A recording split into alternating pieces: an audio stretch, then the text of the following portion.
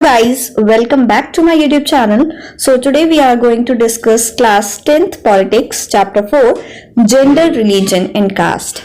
So let us begin by understanding that what we are going to study in this chapter. So in the previous chapter we have noted that the existence of social diversity does not threaten democracy. यानी कि हमने पिछले chapter में पढ़ा था कि जो social diversity है वो डेमोक्रेसी को किसी भी प्रकार से हानि नहीं पहुंचाती. Political expression of social differences is possible and sometimes quite desirable in our democratic system. In this chapter we apply these ideas to the practice of democracy in India. तो इस सब चैप्टर में हम उसी चीज को कैसे अप्लाई होता है वो चीज देखेंगे.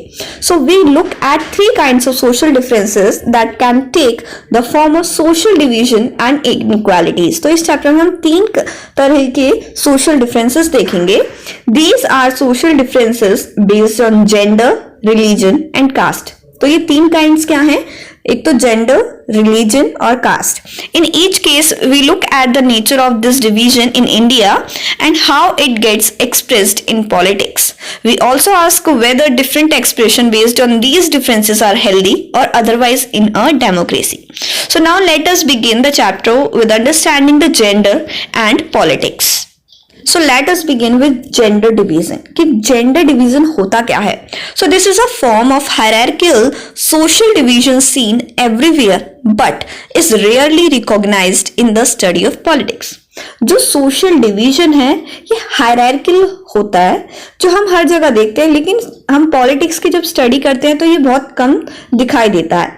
The gender division tends to be understood as natural and unchangeable. जो जेंडर डिवीजन है वो नेचुरल है और उसे कोई चेंज नहीं कर सकता. However it is not based on biology but on social expectations and stereotypes. यानी कि जो लोगों के माइंड में जो छवि बनी हुई है ये उसकी वजह से होता है. Public-private division. So boys and girls are brought up to believe that the main responsibility of women is household and bringing up children. This is reflected in a sexual division of labor in most families. यानी कि society में हम देखते हैं boys और girls के लिए पहले से ही दो पर्सपेक्टिव बना दिए जाते हैं कि जो वुमेन है वो घर का काम करेंगी और बच्चों की देखभाल करेंगी, जिसको हम सेक्सुअल डिवीजन ऑफ लेबर कहते हैं.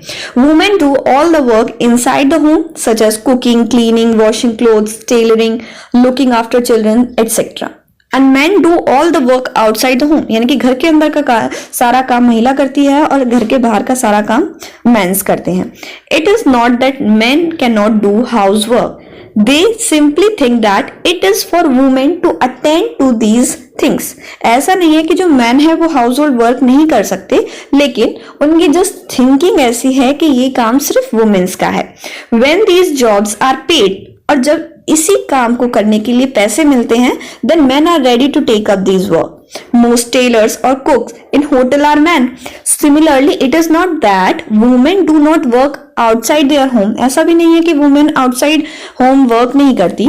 In villages, women fetch water, collect fuel, work in the field. In urban areas, poor women work as domestic helper in middle class homes, while middle class women work in offices.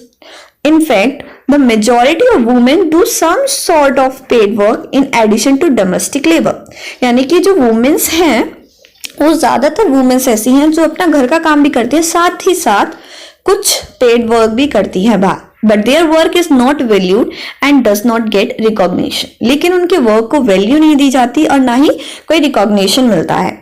The result of this division of labor is that although women constitute half of the humanity, their role in public life, especially politics, is minimal in most societies.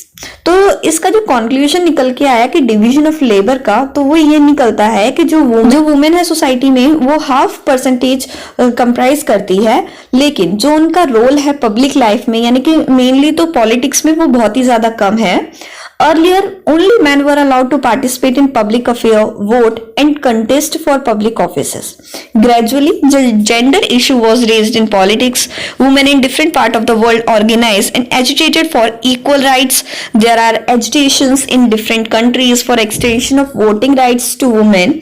These agitations demanded enhancing the political and legal status of women. लेकिन धीरे धीरे क्या हुआ कि जो women's थी उन्होंने भी डिमांड करनी शुरू कर दी, सारी चीज में पार्टिसिपेशन के लिए मांगा, उनके एजुकेशनल और करियर अपॉर्चुनिटीज भी दी जाने लगी। More radical women's movement aimed at equality in personal and family life as well. और सबसे ज्यादा जो मूवमेंट होता है वुमेन्स का वो घर की लाइफ में होता है, and these movements are called feminist women, means the movements which are related to females. So political expression of gender division and political mobilization on this question help to improve women's role in public life. We now find women working as scientists, doctors, engineers, lawyers, managers, and college and university teachers, which were earlier not considered suitable for women. In some part of the world, for example, Scandinavian countries such as Sweden, Norway and Finland, the participation of women in public life is very high. लेकिन धीरे धीरे अब हम आजकल देखते हैं कि society में चाहे डॉक्टर, इंजीनियर, कोई ऐसा प्रोफेशनल वर्क नहीं है जो वुमेन्स नहीं कर पाती। और जो स्कैंडिनेवियन कंट्रीज हैं जैसे कि स्वीडन, नॉर्वे, फिनलैंड, यहाँ पे जो वुमेन का पार्टिसिपेशन है वो बहुत ज्यादा हाई है। लेकिन जो हमारी कंट्री है, women still lag much behind men despite some improvement since independence. हालांकि कुछ इम्प्रूवमेंट हुआ है लेकिन उतना ज्यादा नहीं कि वो हाई परसेंटेज पहुंच सके। R is still a male dominated. हमारी कंट्री आज भी एक मेल डोमिनेटेड कंट्री है जिसमें पैट्रियार्चल सोसाइटी है।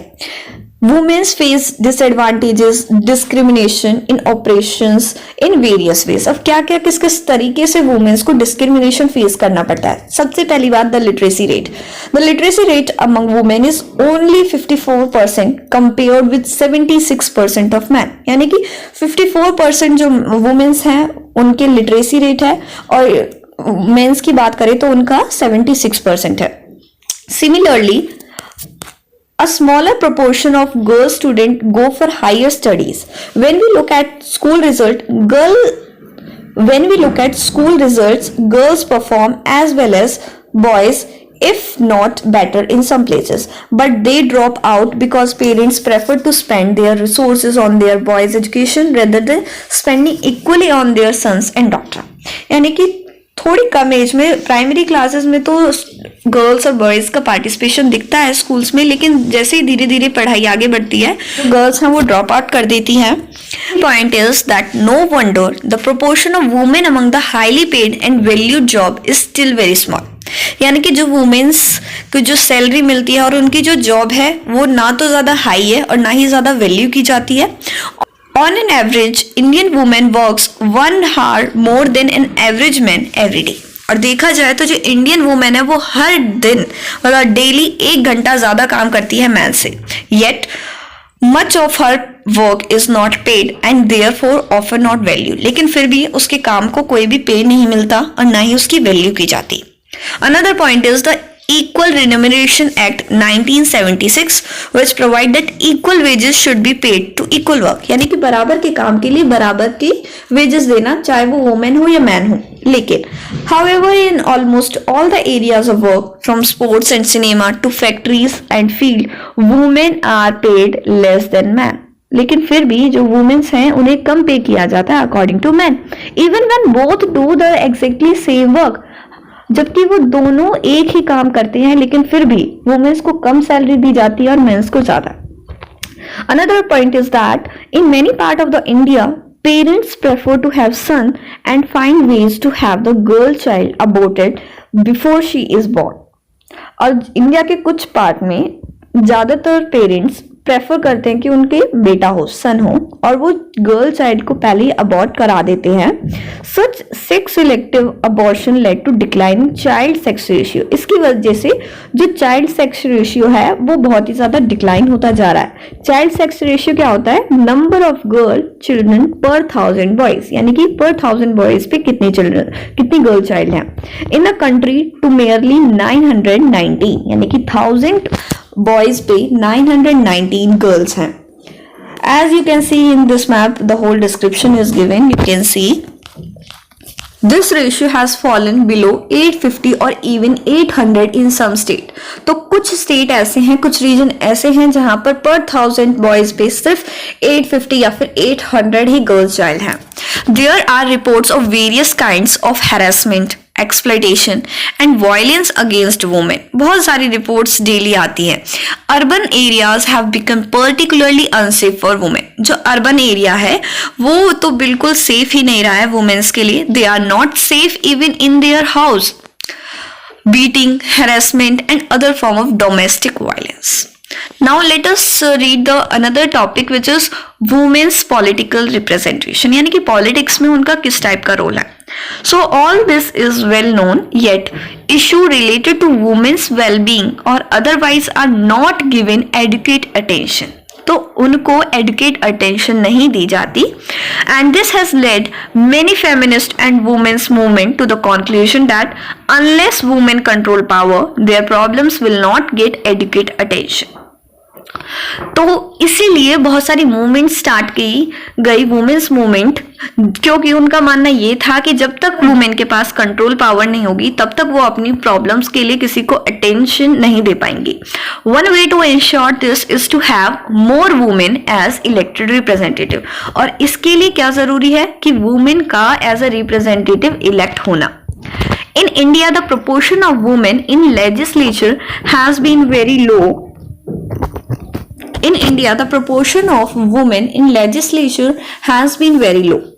यानी कि जो वुमेन का प्रोपोर्शन है लेजिस्लेचर में इंडिया में वो बहुत ही ज्यादा लो है. For example, a percentage of elected women member in Lok Sabha has touched 14.36% of its total strength for the first time in 2019. तो आप इस चीज से अंदाजा लगा सकते हैं कि 2019 में पहली बार 14% तक वुमेन रिप्रेजेंटेटिव थी, which is also very less. तो आप समझ सकते हैं कि पिछले कई सालों से कितनी कम रिप्रेजेंटेशन है. Their share in state assembly is less than 5%. और स्टेट असेंबली में तो सिर्फ 5% से भी कम है. In this respect, India is among the bottom group of nations in the world. और इस हिसाब से देखा जाए तो जो इंडिया है वो बॉटम ग्रुप ऑफ नेशंस में आता है पूरे वर्ल्ड में.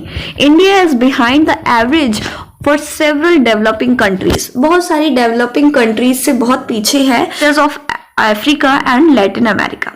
इन the government, cabinets are largely all male even when a women become the chief minister और द प्राइम मिनिस्टर. गवर्नमेंट में, कैबिनेट में आज भी मेल डोमिनेटिंग है कैबिनेट्स भी, जिसमें हालांकि अगर प्राइम मिनिस्टर या चीफ मिनिस्टर वुमेन है तब भी उनकी रिप्रेजेंटेशन कम है.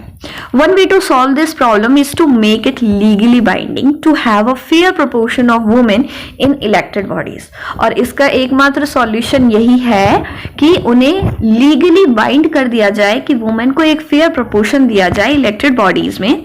And this is what the Panchayati Raj has done, और जो कि पंचायती राज सिस्टम में किया गया. 1/3 of the seat in local government bodies, यानी कि in panchayat and municipalities are now reserve for women. यानी कि 1/3 सीट वुमेन्स के लिए रिजर्व कर दी गई है लोकल गवर्नमेंट में. Now there are more than 10 lakh women representative in rural and urban local bodies. और आज के टाइम में 10 लाख से भी ज्यादा वुमेन एज अ रिप्रेजेंटेटिव हैं रूरल और अर्बन लोकल बॉडीज में. The organization and activists have been demanding a similar reservation of at least 1/3 seat in the Lok Sabha and state assemblies for women.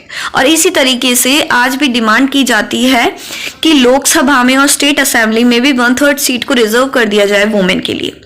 A bill with this proposal has been pending before the parliament for more than a decade.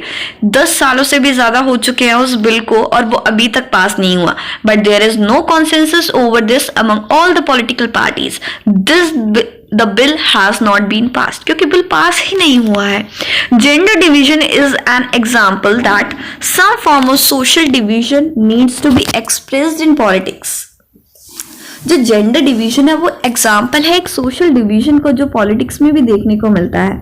And this also shows that disadvantaged group do benefit when social division become a political issue. और ऐसा देखा जाता है एक बहुत ही ज्यादा disadvantage है कि जब सोशल डिवीजन पॉलिटिकल इशू का पार्ट बन जाता है। Do you think that women could have made the gain we noted above if their unequal treatment was not raised in the political dominate? तो क्या आप सोच सकते हैं क्या कंडीशंस होंगी अगर उन्होंने ये डिमांड नहीं की होती तो? Now moving forward and another topic is religion, communalism and politics, यानी कि रिलीजन का और कम्युनलिज्म का पॉलिटिक्स पर क्या इफेक्ट है। Let us now turn to a very different kind of social division, the division based on religious differences. तो हम second type के social division की बात करेंगे जो है religious differences. This division is not as universal as gender, but religious diversity is fairly widespread in the world today. ये religious differences हैं, ये इतना ज़्यादा यूनिवर्सल नहीं है जेंडर डिफरेंसेस की तरह, लेकिन फिर भी काफ़ी हद तक आज वर्ल्ड में फैला हुआ है। Many countries including India have in their population followers of different religion.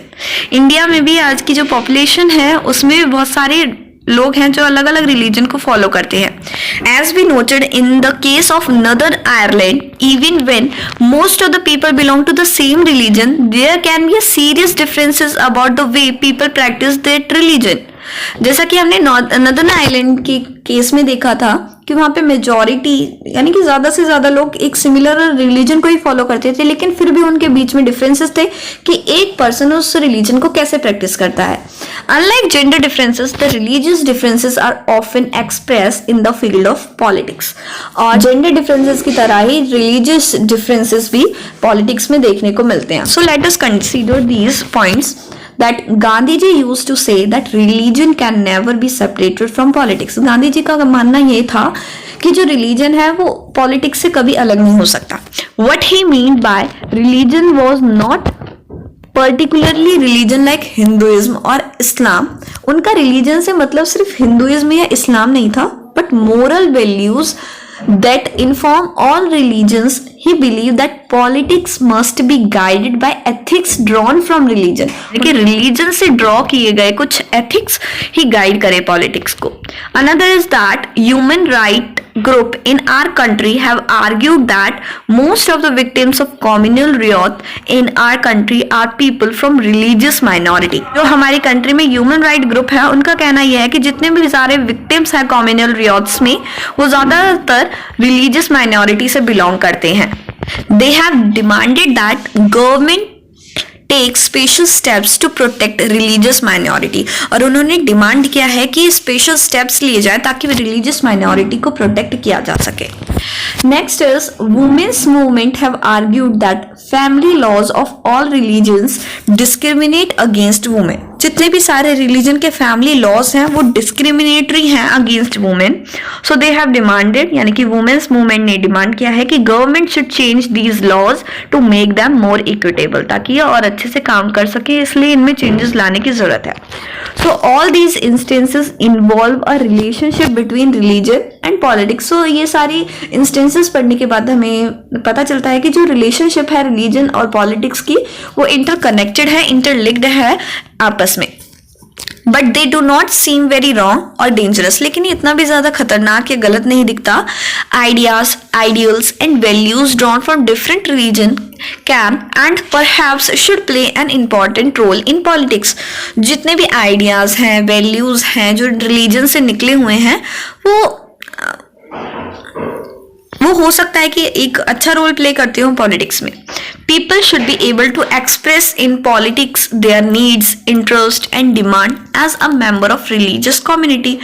उनका मानना यह है कि जो पीपल है वो अपनी नीड्स को, अपने इंटरेस्ट को और अपनी डिमांड को एक्सप्रेस कर सकते हैं through the politics. Those who hold political power should sometime be able to regulate the practice of religion so as to prevent discrimination and operation. And these political acts are not wrong as long as they treat every religion. और जो religion और politics है वो जब तक खराब नहीं है वो तब तक खराब नहीं, जो जेंडर और पॉलिटिक्स है वो तब तक खराब नहीं है जब तक कोई भी एक पर्टिकुलर पॉलिटिकल पार्टी या कोई भी पॉलिटिकल एक्ट सारे रिलीजन को इक्वली ट्रीट नहीं करता। Next is communalism.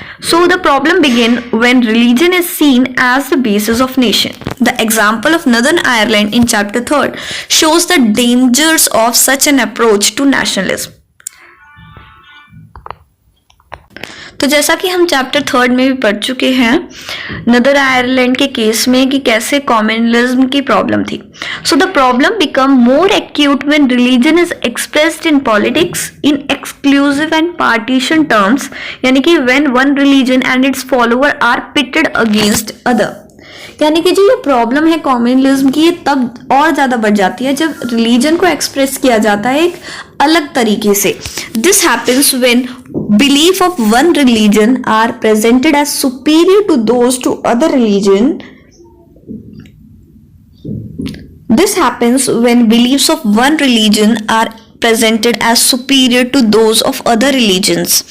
When demand of one religious group are formed in opposition to another, and when state power is used to establish domination of one religious group over the rest. तो ये problem तब आती है जब एक religion दूसरे religion से अपने आप को सुपीरियर समझने लगता है और अपनी ही सोसाइटी में वर्क करवाना चाहता है.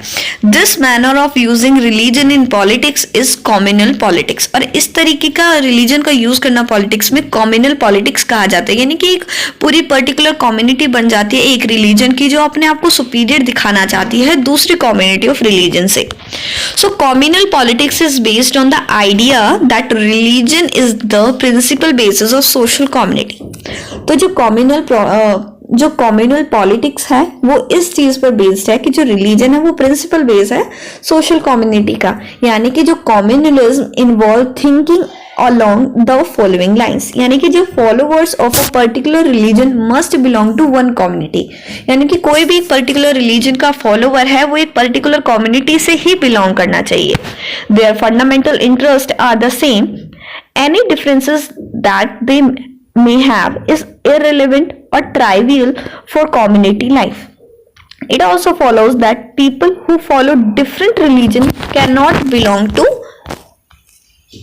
Same social community. यानी कि जिसके पास दो अलग अलग रिलीजन है वो एक पर्टिकुलर सोसाइटी से बिलोंग नहीं कर सकता.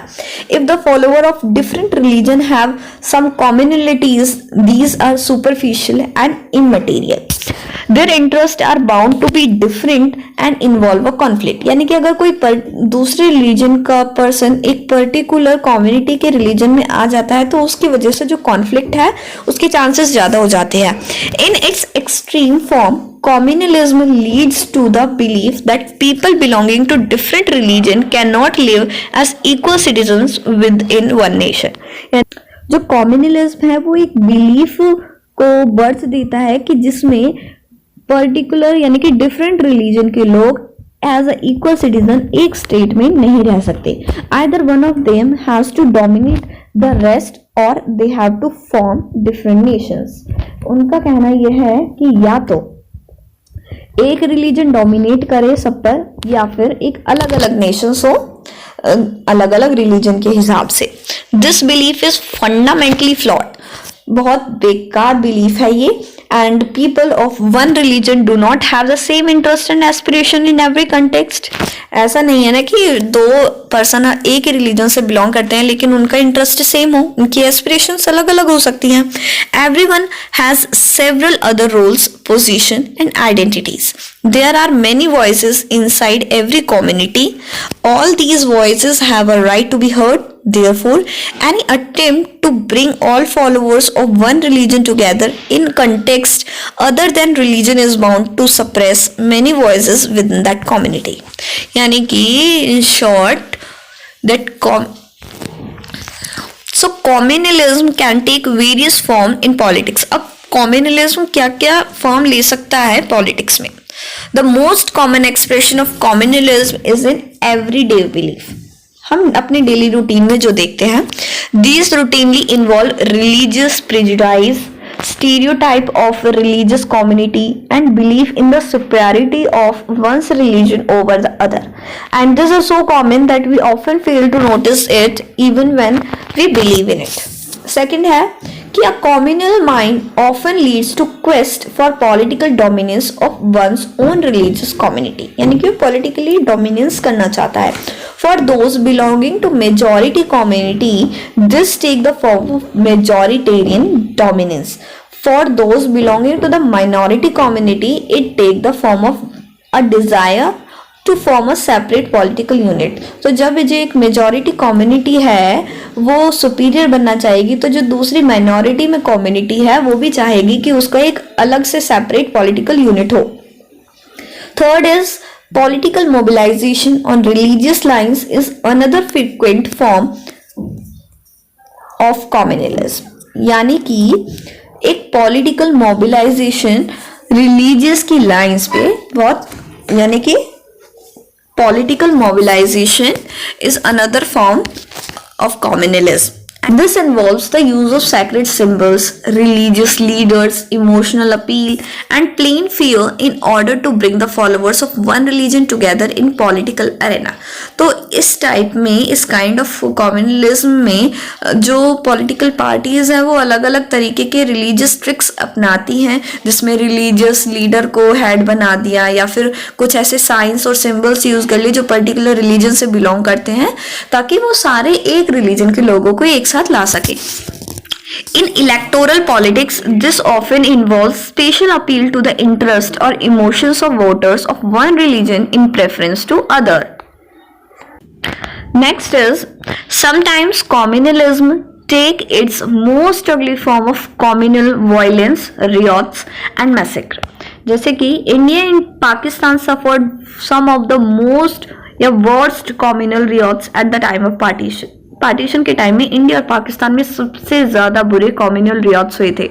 The post independence period have also seen a large scale communal violence, और इंडिपेंडेंस के बाद भी बहुत सारे ऐसे कम्युनल वायलेंस हो चुके हैं.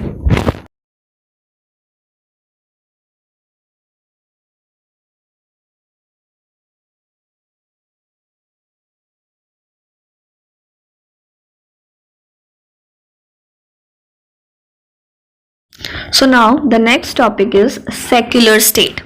Communalism was and continues to be one of the major challenges to the democracy in our country. जो कम्युनलिज्म है वो बहुत ही बड़ा चैलेंज है हमारी कंट्री के लिए, जो एक डेमोक्रेटिक कंट्री है. The makers of our constitution were aware of this challenge, और जो मेकर्स थे कॉन्स्टिट्यूशन को उनको इस बारे में पहले से ही पता था. That is why they choose the model of secular state, इसलिए उन्होंने सेक्युलर स्टेट का मॉडल चूज किया.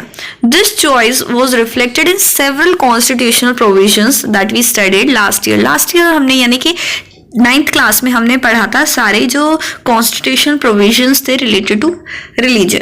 सो firstly that there is no official religion for Indian state. Indian state के लिए कोई भी ऑफिशियल रिलीजन नहीं है. Unlike the status of Buddhism in Sri Lanka, जैसे कि श्रीलंका में बुद्धिज्म है, that of Islam in Pakistan में Islam, and Christianity in England. Our constitution does not give a special status to any religion, और हमारे कंट्री किसी भी एक पर्टिकुलर रिलीजन को